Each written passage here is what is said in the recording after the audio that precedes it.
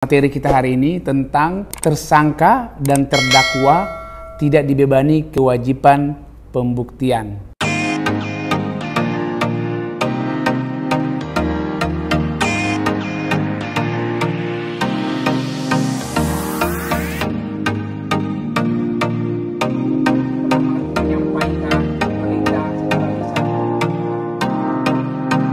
Tersangka atau terdakwa tidak dibebani kewajiban pembuktian. Nah, ini harus dipegang oleh penyidik. Itu di pasal 66 KUHP. Dalam proses penyidikan ada regulasi yang mengatur. Dan juga ada hak-hak tersangka.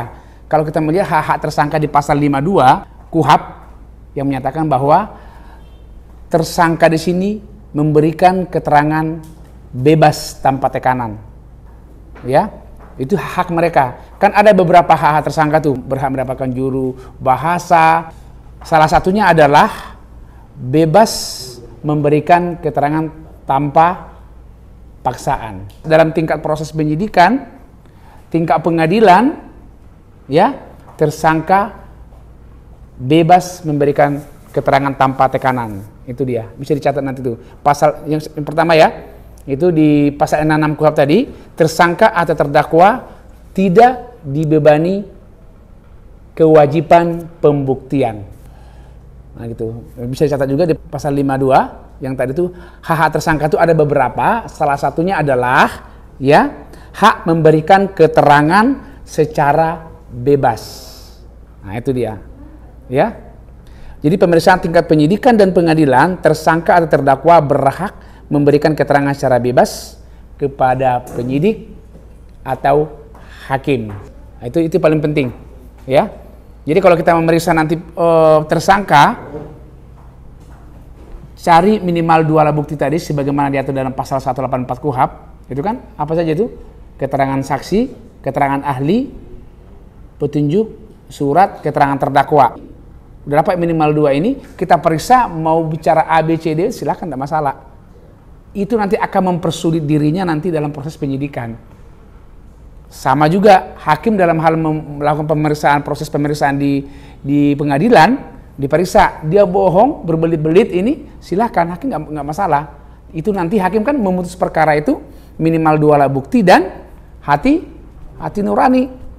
Tapi pada waktu sidang sudah minimal 2 alat bukti, tapi si tersangka ini selalu mempersulit, ya kan? Selalu mempersulit, tidak kooperatif, kan begitu kan? Hakim menilai selama persidangan.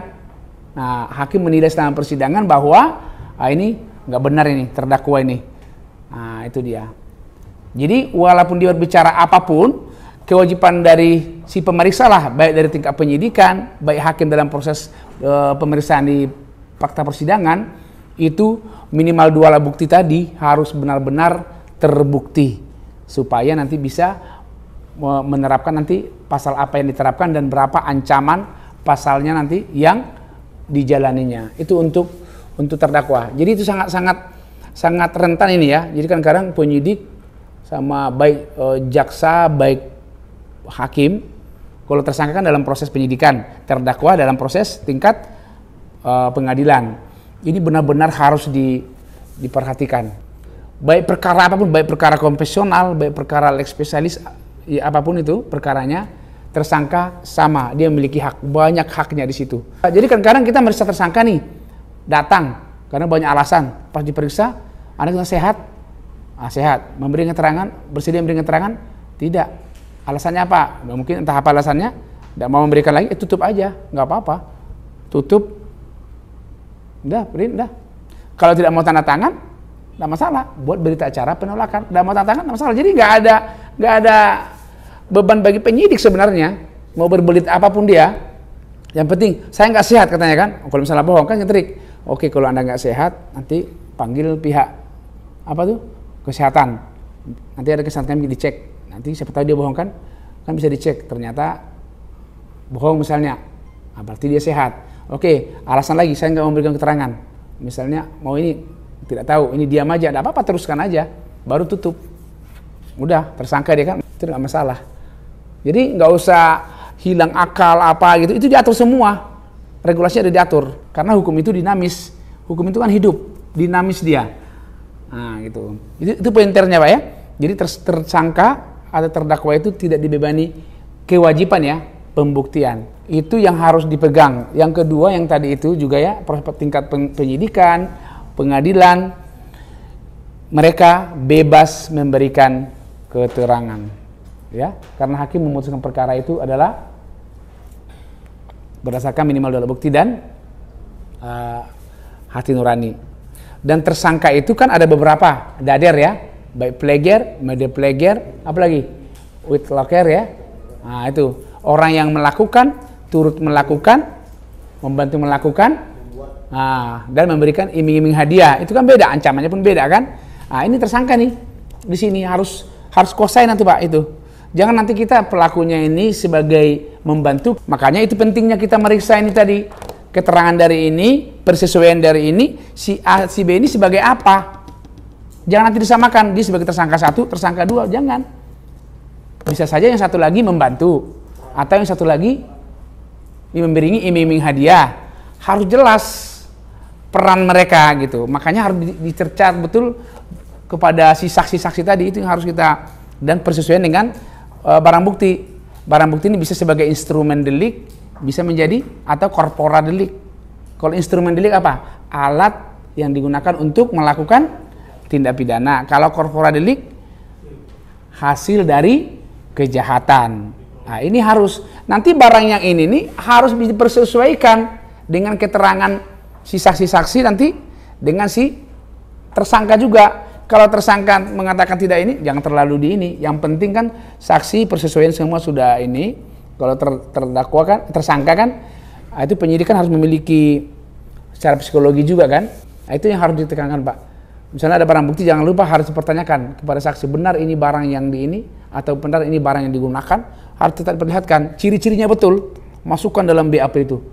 Nah, supaya nanti, hakim nanti bertanyakan nanti ke sana juga. Pada saksi, benar, diperlihatkan, ini benar, ya. Kalau tersangka kan memiliki hak. Jadi jangan nanti penyidik itu terbawa alur ke tersangka, aduh sampai ngaku stres gitu kan, nggak usah. Pegangan kita 184 KUHP dan putusan MK 21 tahun 2014. Karena perasa minimal 2 alat bukti kan secara eksplisit tidak diatur bukti permulaan dan bukti yang cukup di KUHP. Setelah lahirnya putusan MK 21 itu, jadi bukti permulaan itu dan bukti yang cukup selevel dia. Ini harus dimaknai tidak lebih dari 2 alat bukti. Baru lakukan upaya paksa. Apa yang masuk upaya paksa? Upaya paksa itu kan ada pemanggilan, penangkapan, penahanan, penggeledahan, penyitaan. Nah, itu upaya paksa kan. Kalau upaya hukum itu kan banding, kasasi, dan PK, upaya hukum luar biasa kan.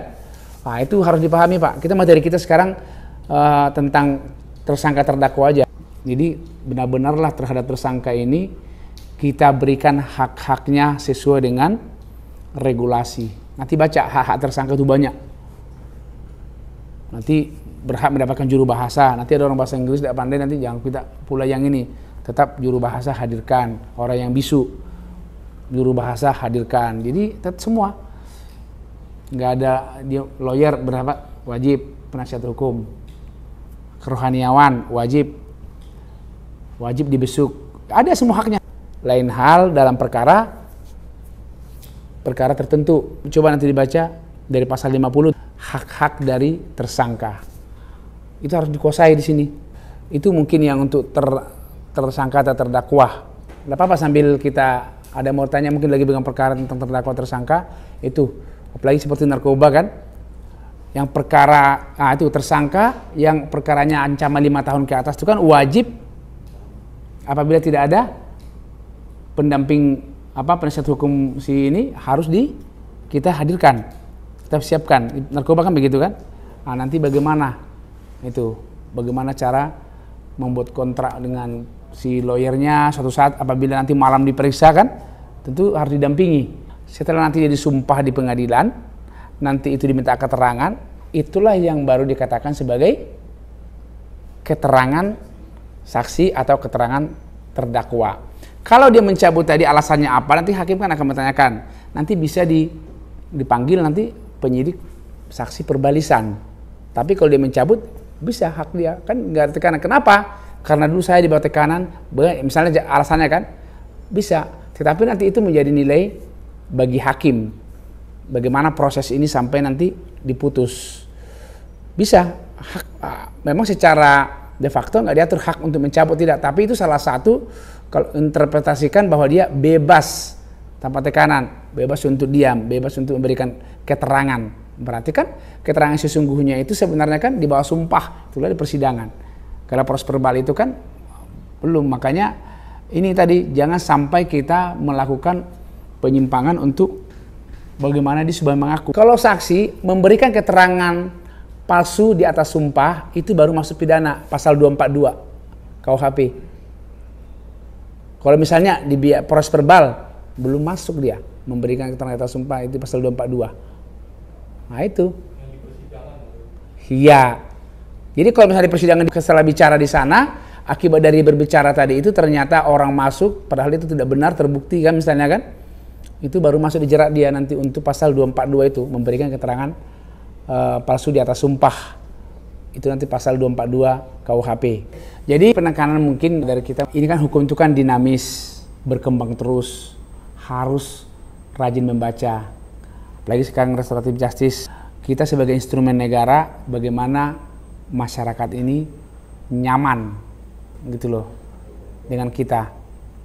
Karena apa? Negara aja memikirkan kenapa dibuat itu, karena apa? Lembaga sudah over capacity. Makanya putusan MK itu harus tetap dibaca. Karena putusan MK itu kan apa? Final dan mengikat, menjadi regulasi, menjadi sumber hukum. Karena kan dia menguji, judicial review undang-undang atau pasal atau frasa yang ada dalam undang-undang yang tidak sesuai lagi dengan Undang-Undang 45 itu kan. Jadi menjadi sumber hukum. Jadi harus itu mungkin ya. Jadi membaca dan membaca. Jadi dari sekarang disiapkan kualitas diri dengan cara belajar dan belajar. Itu ya. Kita akhiri sampai di sini pertemuan kita ya. Jadi sampai jumpa.